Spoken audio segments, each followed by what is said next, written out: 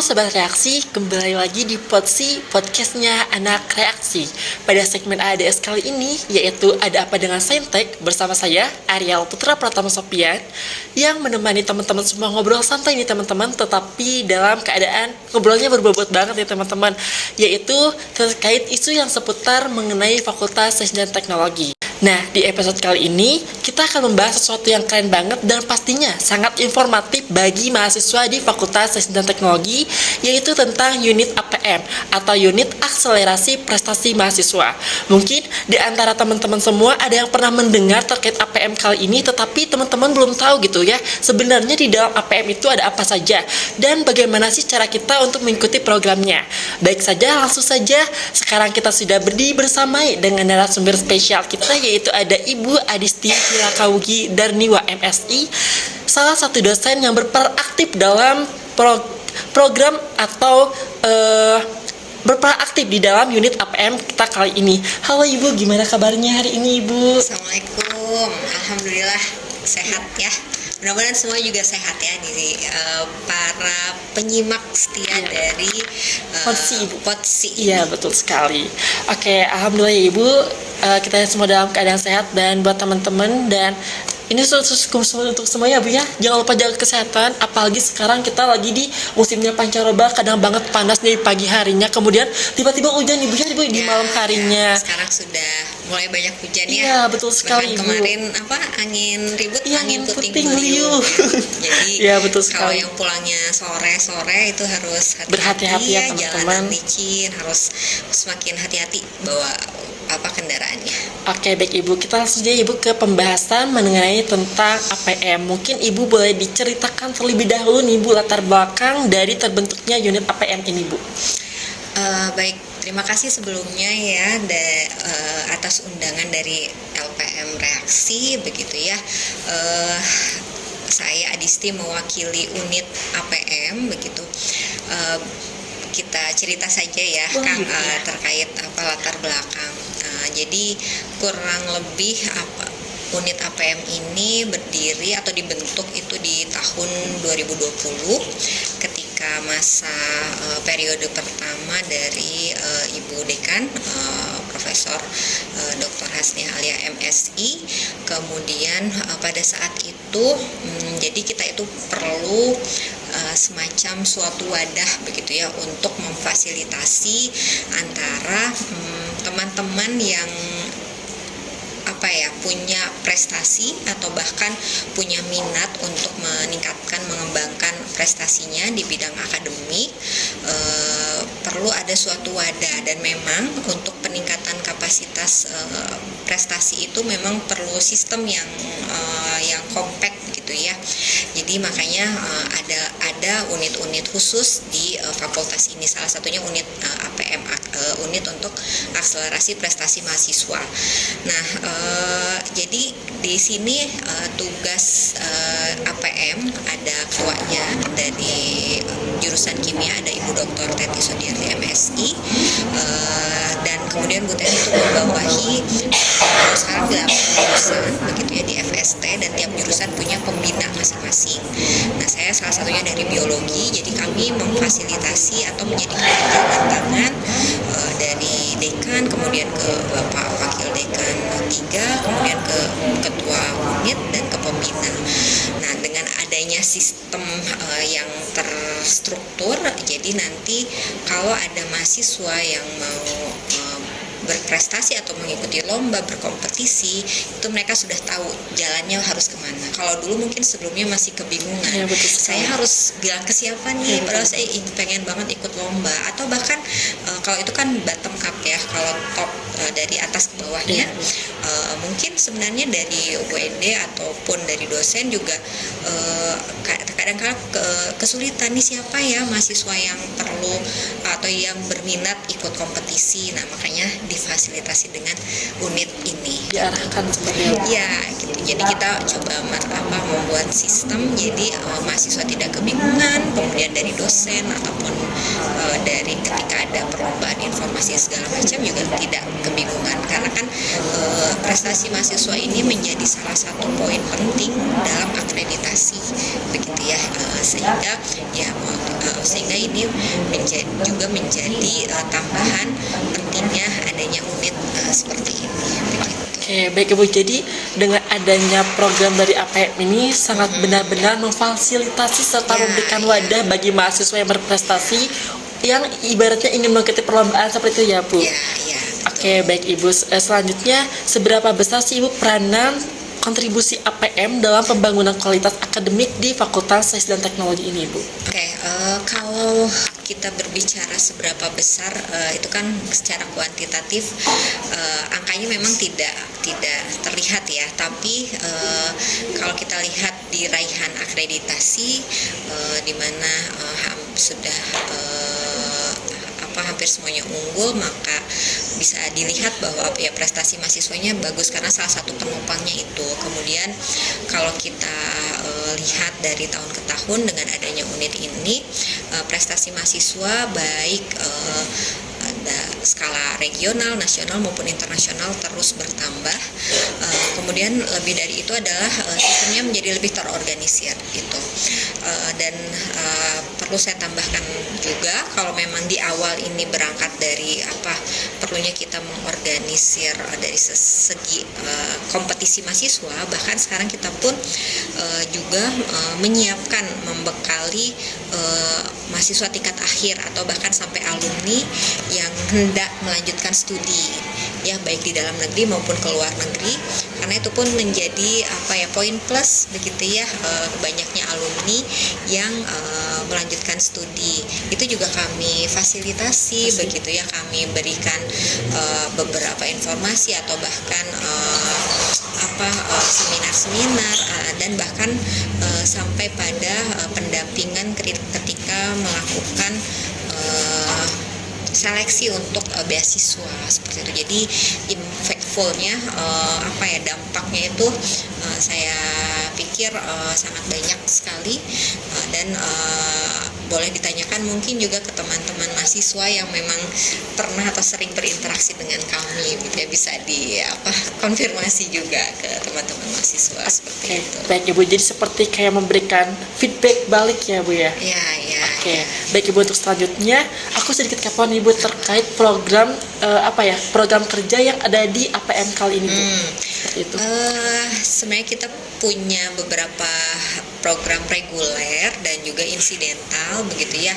Program reguler ini karena memang kita punya beberapa jadwal reguler perlombaan kompetisi. Contohnya untuk internasional itu ada ICMS begitu ya. Itu tiap tahun kita mengirimkan delegasi ke kompetisi seperti itu. Kemudian ada IWSC, International Waisongo Science Competition, itu masuk ke program reguler.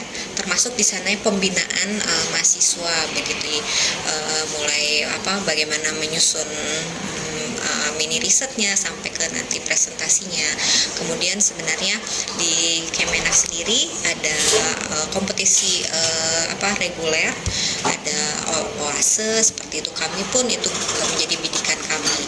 Kemudian kami pun membidik juga di Kementerian Dikti, itu ada ON MIPA. Itu juga salah satu pembinaannya, pembinaan mahasiswanya menjadi program reguler kami. Itu untuk perlombaan ya, di samping perlombaan insidental. Misalkan ini kampus A mengadakan lomba karya tulis. Nah, biasanya kami share infonya, kemudian siapa yang hendak mengikuti nanti kita bantu baik dari pembinaan maupun biaya gitu ya. Jika memang perlu pendampingan lebih, misalkan harus ditemani, itu juga nanti bisa dikonsultasikan. Kemudian untuk yang nggak kalah penting itu seminar-seminar ya, begitu ya. Mungkin kemarin ada yang sempat ikutan ya, workshop public speaking, ya, workshop persiapan kerja ya, bagaimana membuat LinkedIn gitu, seperti itu. Dan persiapan beasiswa juga termasuk itu program kerja kami. kemudian karena IELTS atau TOEFL ITP termasuk dalam komponen salah satu syarat beasiswa, itu juga jadi program kami. Dan ada satu lagi, sudah beberapa tahun ini kami menjadi fasilitator untuk mengirim mahasiswa melakukan internship dan KKN di luar negeri. Tahun kemarin di USM, Malaysia. Masya Allah banget ya Bu ya. Oke Ibu, dari program yang telah Ibu jelaskan tadi yang begitu wow sekali nih ya Bu ya, ada nggak sih Bu satu program yang sangat-sangat diminati oleh mahasiswa yang ada di Fakultas Sains dan Teknologi ini loh Bu?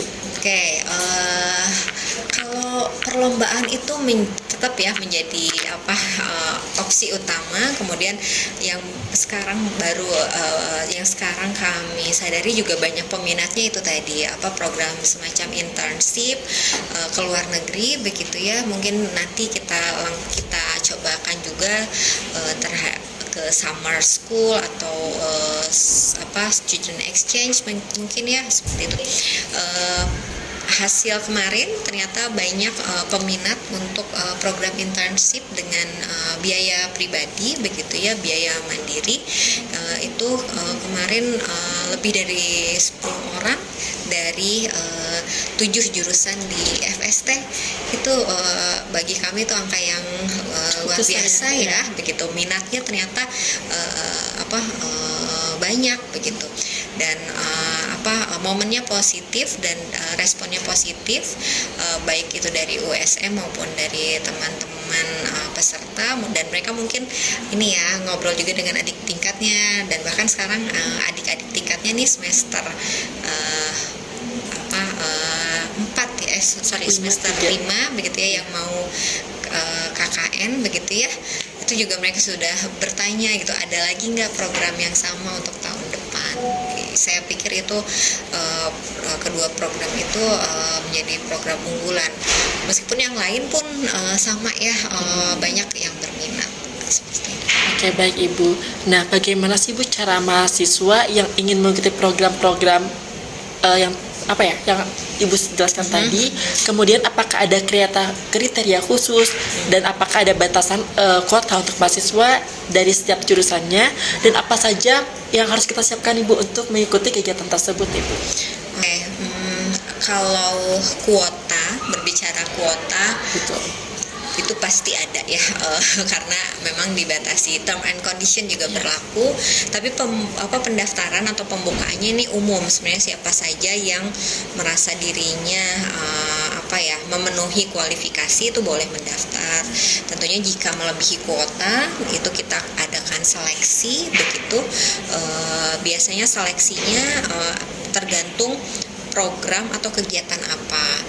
Misalkan yang kemarin contohnya ini, kalau untuk perlombaan selevel olimpiade seperti itu, mau tidak mau karena biasanya pesertanya dibatasi, kami melakukan seleksi misalkan di tingkat jurusan itu dari 15, kemudian menyusut seperti itu. Jadi ada sistemnya. Kemudian kalau untuk seperti program tadi internship itu kami sesuaikan kuotanya dengan universitas tujuan, karena mereka juga punya kapasitasnya sendiri. Itu biasanya kita lakukan wawancara, nanti kita gali motivasinya begitu ya. Dan tentunya syarat utamanya adalah bahasa ya kalau keluar, seperti itu. Oke, baik Ibu. Sebelumnya aku penasaran banget Ibu, dalam waktu terdekat ini ada nggak sih program yang akan dilaksanakan dan juga bisa diikuti oleh mahasiswa yang berada di Fakultas Sains dan Teknologi? Nah, kebetulan nih insya Allah di bulan November ini ya, menutup tahun 2025, kita ada seminar kewirausahaan nanti ya tanggal 25 November di Aula Fakultas Saintek. Di sini karena bulan kemarin kita sudah memberikan workshop terkait persiapan soft skill untuk dunia kerja begitu ya, public speaking, bagaimana berkomunikasi yang baik, kemudian membuat CV profil kita baik seperti itu. Nah, sekarang kita coba persiapkan ke arah wirausahanya, ke arah entrepreneurnya begitu ya. Bagaimana mahasiswa nanti bisa juga selain jadi mahasiswa bisa juga menciptakan lapangan pekerjaannya sendiri, bahkan untuk orang lain. Nah, dengan salah satunya adalah dengan entrepreneurship begitu. Jadi insya Allah nanti tanggal 25 kita akan melakukan atau mengadakan seminar entrepreneurship, bagaimana menyiapkan individu-individu yang bisa menghadapi tantangan di era digital, jadi ke arah digital entrepreneurship seperti itu ya. Bagaimana kita memanfaatkan teknologi, kemudian menggabungkan dengan apa yang sudah didapat di kuliah ya, untuk nanti menjadi wirausaha. Kayak implementasinya ya Bu. Ya. Oke, baik Ibu, apa sih Ibu manfaat serta kesempatan yang bisa diperoleh mahasiswa ketika kita berperan aktif dan bergabung dalam kegiatan unit APM ini? Manfaat utamanya tentunya itu ya, berkompetisi begitu, bagaimana melatih jiwa kompetisi, walaupun ya kami sadari juga tidak bisa semua mahasiswa itu ingin berkompetisi, ingin ikut lomba. Nah, tapi sebenarnya ini menjadi ini juga nih ya, bahwa ya ikut kompetisi itu bukan hanya sekedar nanti dapat piala begitu ya, nanti dapat sertifikat, tapi sebenarnya di sini banyak soft skill yang dilatih gitu ya, bagaimana melatih resiliensi, daya juang begitu, kemudian bagaimana juga melatih kita untuk berbicara, berkomunikasi yang baik, karena beberapa kompetisi sekarang itu adalah mengharuskan presentasi begitu ya. Olimpiade pun sama, biasanya nanti ada bagian presentasinya. Nah, di situ sebenarnya menjadi suatu ajang latihan. Kemudian ada program internship itu juga menjadi poin plus ya untuk CV dari teman-teman mahasiswa, karena tentunya ya sebagian besar nanti setelah lulus itu mencari pekerjaan misalkan ya mau tidak mau kan user itu akan melihat apa sih nih mahasiswa ini sudah melakukan apa saja, dan prestasi itu membantu untuk menambah poin di CV. Dan bagi institusi tentunya ya, bagi Fakultas Saintek kita mau mengkoordinir akselerasi dari prestasi, sehingga ketika diminta misalkan akreditasi ya, mengisi formulir akreditasi itu ya kita sudah punya nih pasukan prestasinya gitu ya. Ini jadi suatu kebanggaan juga bagi FST, juga umumnya bagi kampus kita tercinta ya, bagi UIN Sunan Gunung Jati Bandung, seperti itu. Oke, baik Ibu, terima kasih atas penjelasan yang Ibu berikan, itu sangat inspiratif sekali ya teman-teman. Dan mungkin sebelum kita mengakhiri sesi kita hari ini, mungkin Ibu berkenan memberikan pesan dan motivasi bagi mahasiswa Saintek agar semakin termotivasi untuk aktif dan berprestasi melalui kegiatan yang difasilitasi oleh unit APM kita kali ini, Bu. Oke. Ya buat teman-teman semua begitu ya, mahasiswi FST, berprestasi itu bukan hanya sekedar piala, sertifikat gitu ya, ataupun hadiah-hadiah yang lainnya, tetapi ini sebenarnya menjadi suatu wadah untuk teman-teman semua meningkatkan kapasitas diri selama jadi mahasiswa. Banyak benefit yang diperoleh, selama teman-teman mau membuka diri akan peluang kesempatan yang ada. Dan bahkan peluang itu selain kita menerima peluang yang sudah ada, tetapi harus mencari peluang itu, membuka diri, mencari kesempatan, kemudian ya berprestasi seperti itu. Jadi jangan takut untuk berani mencoba begitu ya, karena biasanya kalau yang sudah mencoba itu nanti jadi ketagihan berprestasi gitu. Mudah-mudahan mahasiswa-mahasiswi Saintek kedepannya ketagihan untuk berprestasi. Amin. Begitu ya. Oke, baik Ibu, terima kasih atas closingnya ya Bu ya. Wah, kita pembahasannya sangat benar-benar bermanfaat sekali ya Bu. Yang jujur aku baru tahu gitu, ketika mengenal unit APM kali ini, yaitu terutama bagaimana APM ini menjadi wadah bagi mahasiswa untuk mengembangkan potensi dan meraih prestasi. Terima kasih banyak Ibu Aristi yang telah meluangkan waktunya dan juga berbagi cerita dan juga memberikan motivasi yang pastinya sangat bermanfaat bagi teman-teman mahasiswa di Fakultas Sains dan Teknologi. Dan untuk Sobat Reaksi, jangan lupa terus ikuti episode-episode selanjutnya untuk mendapatkan berbagai insight menarik lainnya. LPM Reaksi Saintek, tumbuh berkembang bersama.